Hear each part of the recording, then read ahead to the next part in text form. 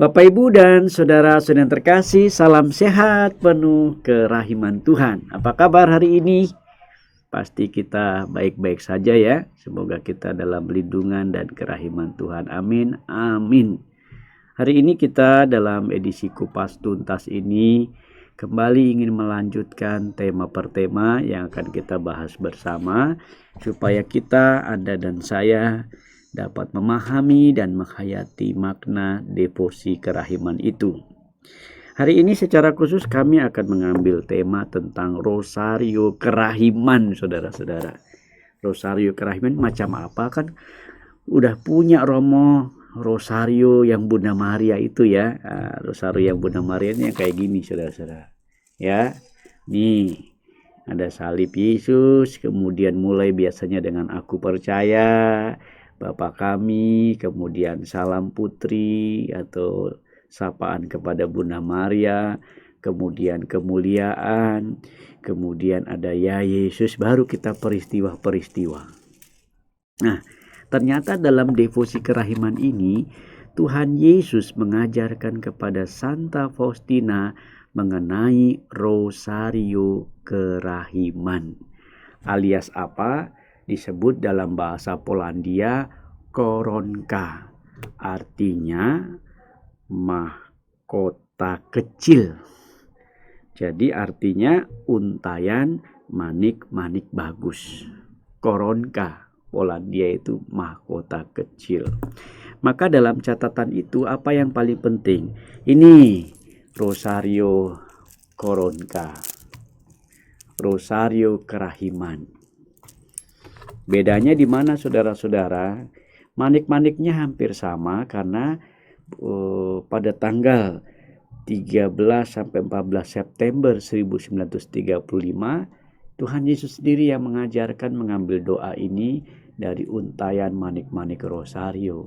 Tapi agak terbalik posisinya. Kalau di sini ada 1, 3, di sini dalam rosario kerahiman mulai dengan 3, 1. Apa saja di sini?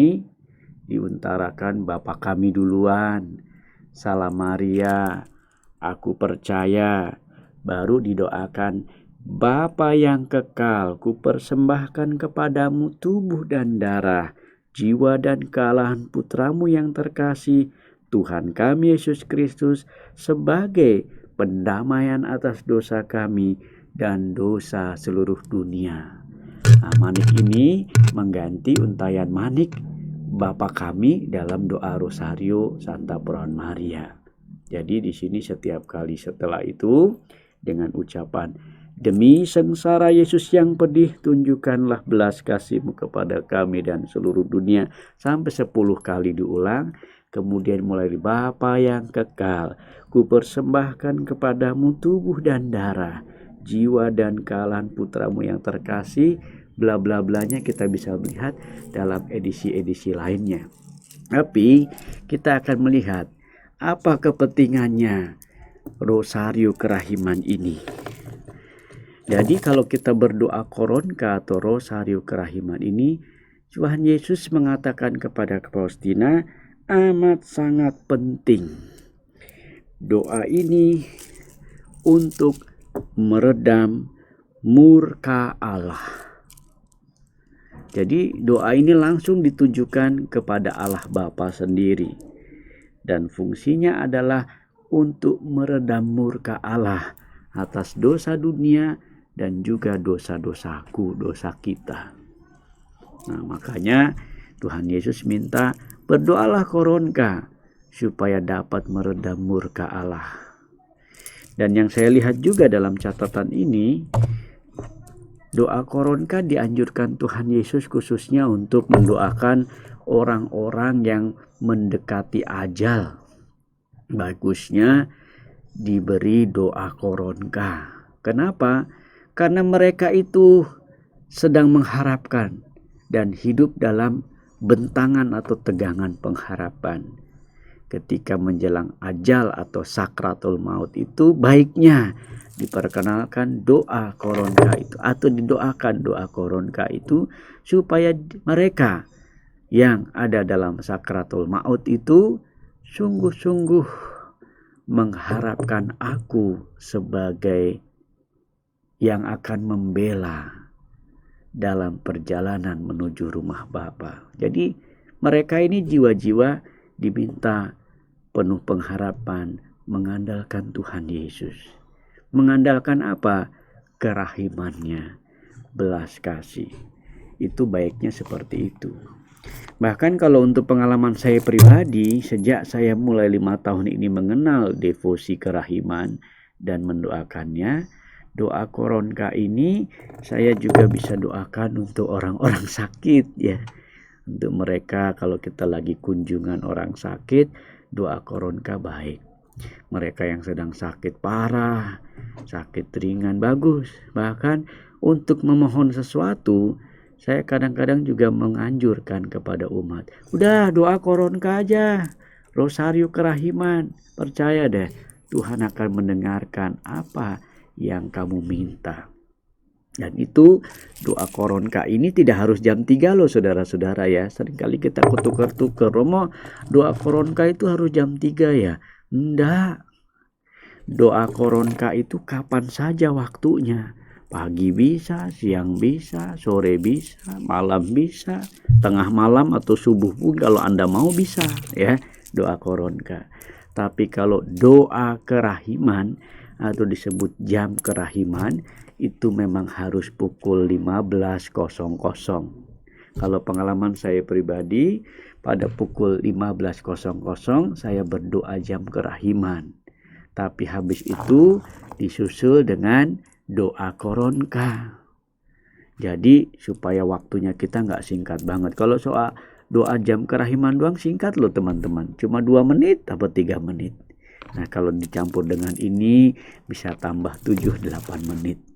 Memang kalau mendoakan rosario kerahiman dibanding rosario Santa Perawan Maria, yang ini agak lebih singkat waktunya dibanding ini. Ini agak panjang.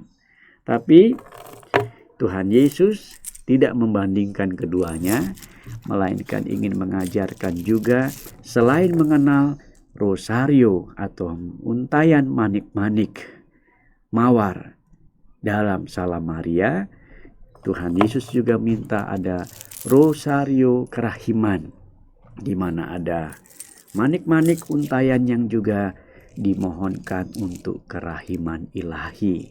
Bagi siapa? Kepentingan orang-orang berdosa. Bahkan kalau saya pribadi mendoakan, berdoa koronka yang agak terpisah dengan jam kerahiman, saya selalu ingin menyelipkan untuk jiwa-jiwa di api penyucian atau untuk orang-orang yang ada dalam kuasa kegelapan. Dan dalam catatan ini saudaraku terkasih, rosario kerahiman ini maknanya memang luar biasa. Minimal untuk hidup saya pribadi menumbuh kembangkan kehidupan rohani, bahwa kita perlu mengandalkan Allah, dan doa ini memang menahan murka Allah yang luar biasa dari keadilannya. Kenapa? Karena manusia kerap kali berdosa kepada Allah. Maka doa ini bisa meredam semuanya itu. Bahkan dikatakan di sini, untuk pendosa yang paling keras hatinya, biarpun hanya sekali berdoa rosario kerahiman, ia akan mendapat rahmat kerahimanku yang tak terbatas. Aku mau memberi rahmat yang berlimpah kepada jiwa-jiwa yang berharap pada kerahimanku. Inilah saudara-saudara yang terkasih, mengapa rosario kerahiman atau kita sebut koronka dalam bahasa Polandia berarti mahkota kecil, kita selalu daraskan menjadi bahan doa-doa kita. Nah, sekarang kalau sudah ngerti, Bapak Ibu saudara yang terkasih, jangan lupa sering doa koronka ya. Doa ini diucapkan kapan saja. Dan bisa untuk siapa saja yang menitipkan doanya kepada Anda dan saya. Yuk mulai sekarang, begitu kita mengenali devosi kerahiman Tuhan, jangan lupa rosario kerahiman alias seringlah berdoa koronka. Akhirnya makan ketupat, minumnya jus. Tetap semangat melayani Yesus. Yesus kau andalanku, Yesus kau andalanku, Yesus